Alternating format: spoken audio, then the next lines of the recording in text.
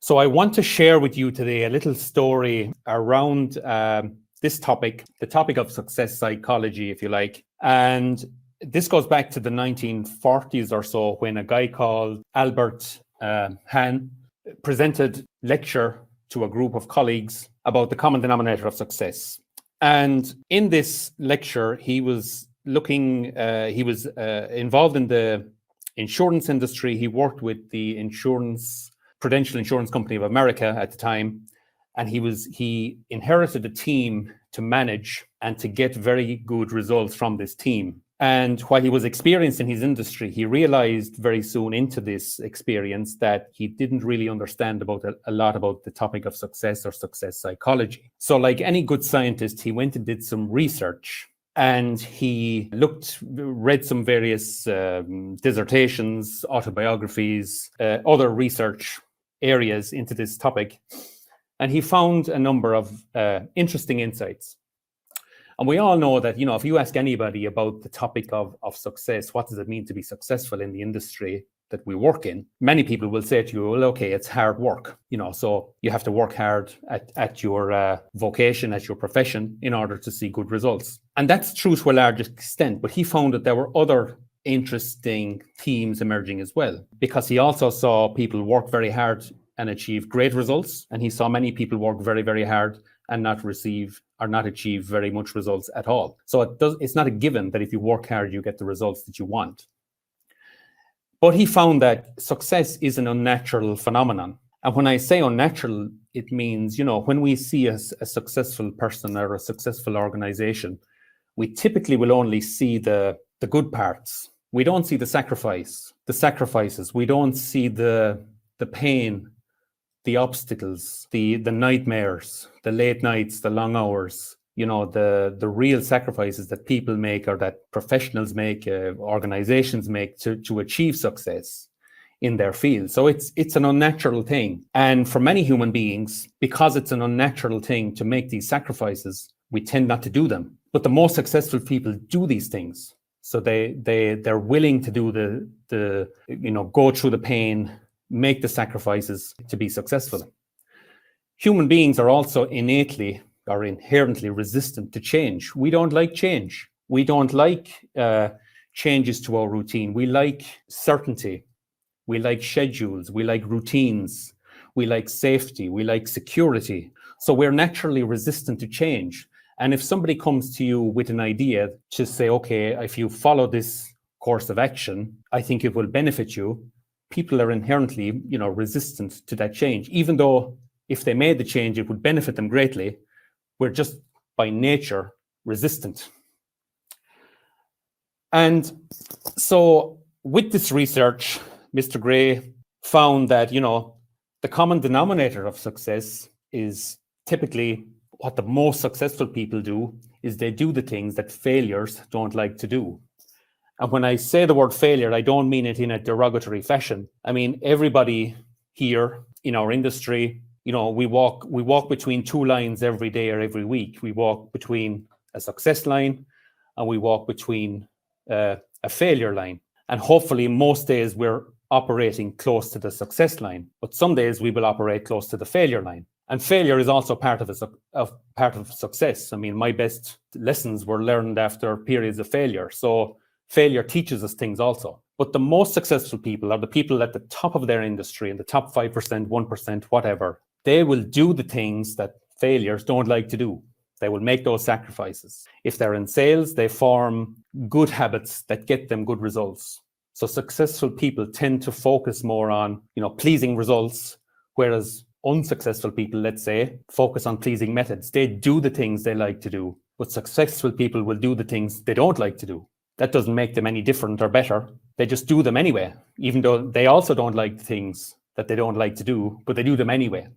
So when you form these good habits, and I'll talk a little bit about habits in a minute, but when you form these good habits, you are consciously making a decision that you are changing the direction you are going in. And when you make the decision to change a habit, to change, say, for example, if you're in the sales industry, and I think, as professionals, we are all in sales to some degree. We are all influencing people every day. We are influencing our colleagues, our peers, our managers, the people, our customers, our key accounts, our nutritionists in the companies we talk to. So we are always selling ideas of some kind. And the more you practice things like contacting habits, calling habits, persuasion habits, the more you develop them, the more they will be receptive to accepting these ideas. Because sales is really about exchanging ideas, better ideas, bigger ideas, and hoping that the people that we interact with accept these ideas. So it's about being proactive at forming new habits. And it's, we form these habits, but if we change, a particular habit to a more productive one, let's say, we do it today, but we also have to do it again tomorrow and the next day. And it takes about between 30 and 60 days to actually change a habit until such time as it becomes automatic. And then, then it's an automatic pattern. So you've changed it, and then you may decide to change another habit. And it's always advisable to change 1 or 2 habits at a time, not to change too much at a time, but we replace a poor habit with a better one, and then replace it with a better one again. So the future, your future as an individual, as a professional, as an organization, is going to depend on, the purpose you have, how big that is, what you're trying to achieve, what direction you're going in, and what results you want to achieve at the end of the day. So why are we resistant to change? Change it's a subject that fascinates me. I've over the course of my 25 years in the international agribusiness industry, I find it a really fascinating topic, and why we resist change so much. But it's an inherent thing in the human being, in the human, physiology. Probably there to keep us safe, but there's no real comfort in safety, or there's no real benefit in safety. But it's maybe it goes back to when we were, 2 million years ago in the caves. But being busy, and we see lots of busy people in our organizations, in our companies, in the people we interact with. Being busy is often a form of laziness, lazy thinking, and lazy or indiscriminate action. Being busy is often most used as a guise for avoiding the few critically important but uncomfortable actions. So for any of us who are overwhelmed with work, responsibility, or various things like that, oftentimes it's just changing 1 or 2 things will make all the difference. So you can go from being, overwhelmed to like prioritizing on 1 or 2 things. It may be, in most cases, it's just 1 or 2 skills is needed to be developed to actually, make you 10 times, 5 times more successful in what you're trying to pursue. So it's focusing on the things that make a difference, identifying what those habits are, and then making some changes. Why are we resistant to change? And this book, it's a book called Paradigms. It was written back in the early 90s by a guy in the US called Joel Barker. And it really is an excellent book. And it's about paradigms are ideas or habits that are fixed in our subconscious mind. And everybody has paradigms. If you're a human being, you have paradigms. You have ideas that are fixed in your subconscious mind. Some of these ideas are positive.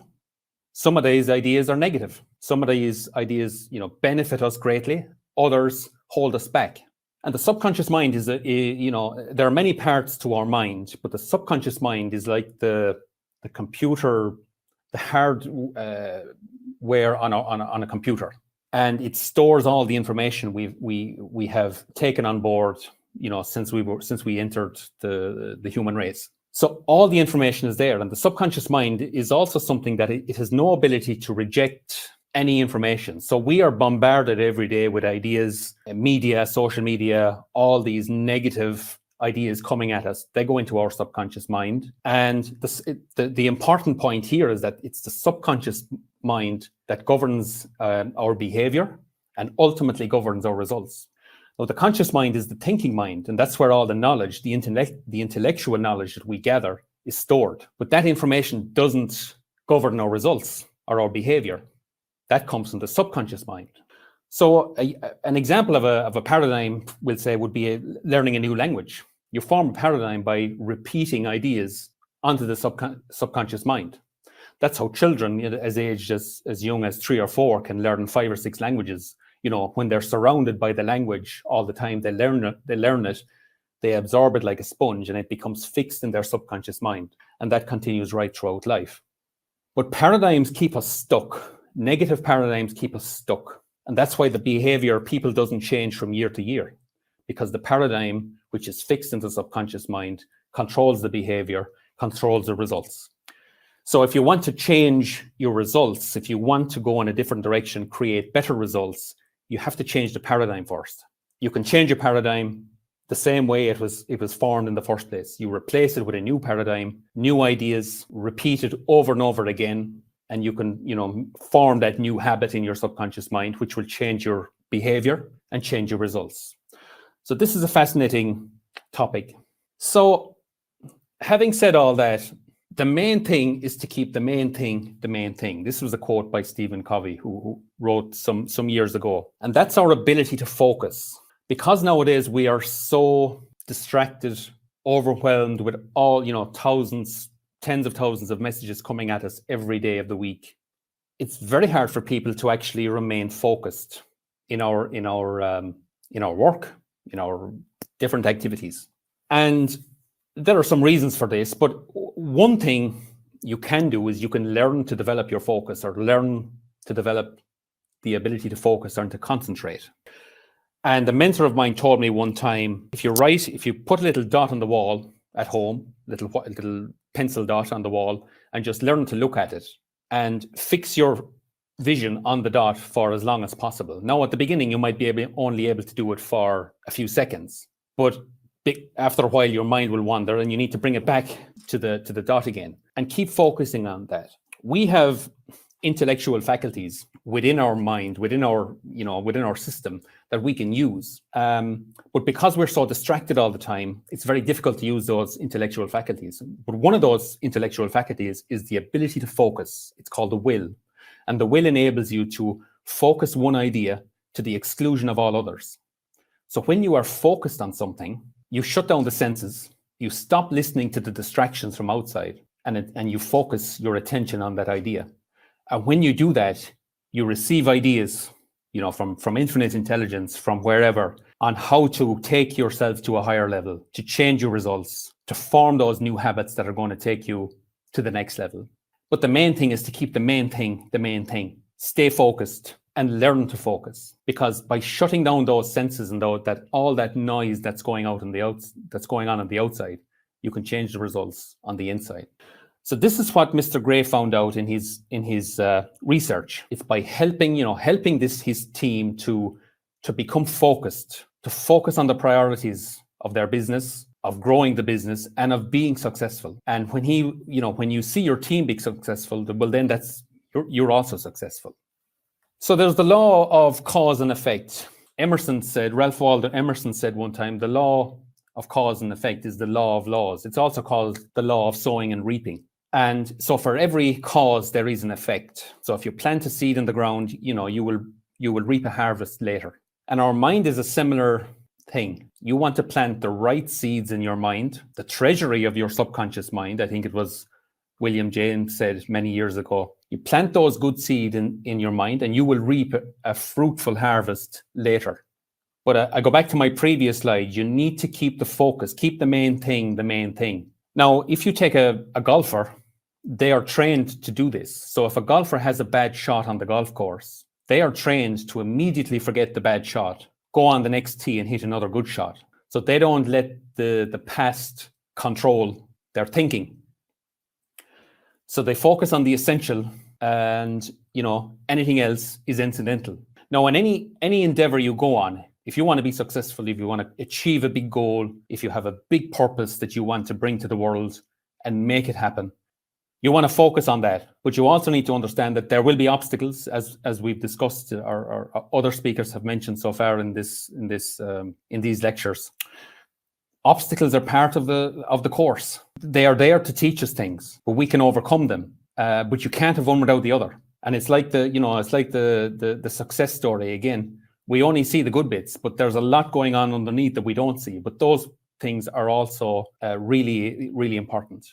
And the other point I want to make here is that we need to also touch things lightly. So lighten up as well. We can tend to be quite serious in our approach, and we try too hard to solve the problems that we face. But, sometimes you can just do it. You can touch things lightly and still get a great result. And this photograph I want to share, this is an interesting story. This guy here in this slide is a guy called Grenling Gibbons. He was a wood carver that lived back in the 1600s. And his works are found today in many of the major cathedrals in the world. They're also found in Windsor Castle in the UK. And he was a wood carver, and he was so skilled at what he was doing that he just touched it all very lightly. He did it gracefully, peacefully. He loved what he was doing, and he did it just gently. And he had so much more reserve, but he just touched it lightly. So the next time you face a problem, look at it from different angles. Don't get overwhelmed by the problem, but just touch it lightly and see how you get on. But I think it's a great analogy to kind of show us that, the problems are there. And because the problems are there, the solutions are there. We just haven't seen them yet. But we will find the solutions, because if the problem is there, the solution has to be there also. Two sides of a coin. So the common denominator of success is really forming the habits and doing the things that failures don't like to do. And let me go back to that again. It's failure and success are two sides of the coin. You can't really have one without the other. And failure is a great teacher, but we try and stay between the two lines closest as possible to the success line. One way to overcome, or to form new habits, because, procrastination is something that typically prevents us from forming new habits, because we are so change resistant as a species, let's say. So do it now. Get into the habit of doing things now, and make that a habit. Small things, and if there are big problems, break it down into smaller parts. Just break it down into chunks, manageable chunks, and then move on from there. And remember that progress is better than perfection. It doesn't, we don't always have to find the perfection in it. It's about making progress, putting one foot in front of the other, and keep going, and being consistent daily. Remember, with habits, it's a daily decision to form a new habit. We see that habit through today. We do it again tomorrow. We do it again the next day. We do it again the week after, until it becomes automatic, and then we work on a new habit. And remember that, for any of the younger people in the audience today, you're only one or two skills away from being at the top of your field, whatever that is. If that's something that inspires you to do, one or two skills. And remember, anybody at the top of their field, at the top of their profession, whatever that is, was once at the bottom, was once at the back of the line. So anybody you see at the top of the tree at one time didn't even know their industry existed. So it's all possible. Focus on the vision. Identify what your purpose is. Form those habits to get you there. Do it daily. Be consistent every day. Be consistent. Keep showing up. Form the habits of getting things done. Identify those paradigms that are holding you back. Kick those paradigms out.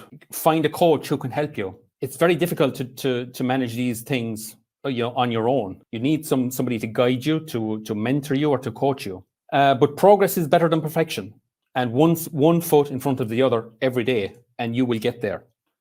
So if you set yourself ridiculously high goals, have that, the bigger the purpose, the better, or the greater the success will be. Typically, you won't be successful beyond your degree of purpose. So if you have a purpose, it's better to make it, sentimental or emotional, because there's desires and there's wants, or there's needs. When your needs are met, we typically tend to stop. Again, it's another part of human nature. If you have an emotional desire that you really want to achieve something, you will do anything. You will make those sacrifices. You will form those habits. You will endure those negative setbacks and all the rest, and reach the top of your mountain, whatever that is for you. And even if you do fail, and that will be part of the journey, you will fail above everybody else's success. So you still make progress. So it's a win-win situation. So my final slide, we can and should shape our own future. We have the ability to do that. And as human beings, we are the highest form of creation on the planet, so far as we know. So if you take a pig or a dog or a hedgehog, they don't have these intellectual factors that we have. They operate by instinct. They blend into their environment. They operate by instinct. Human beings, we are the highest form of creation. We're spiritual beings. We have an intellect, and we live in a physical body.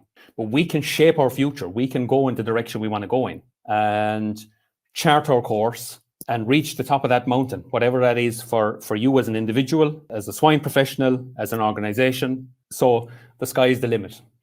So with that, I would like to thank the organizers very much for inviting me to present to you today, and I'm happy to answer any of your questions. Thank you very much. Fantastic presentation, Michael. I've got a million questions, but I'm going to ask, I think, the most important one. You mentioned that professional golfers are trained to put that bad shot out of their mind and not let that influence their future decision making. Can you take us a layer deeper there? Because we all make mistakes. We all have bad shots. How can we train like the golfers, or what can we learn from that to apply to our daily lives? That's a great question. I think it's training. Well, first of all, it's awareness, being aware of that, because we make decisions largely based on events of the past. There's an interesting phenomenon called bounded rationality, which means we take decisions based on things that have happened to us in the past, and because some of those events were negative, we take a cautious approach to going into the future. But it's like, as I mentioned in the example, you make the decision to kick the negative thoughts out of your mind. Yep. It's not it's a decision. It's a daily discipline.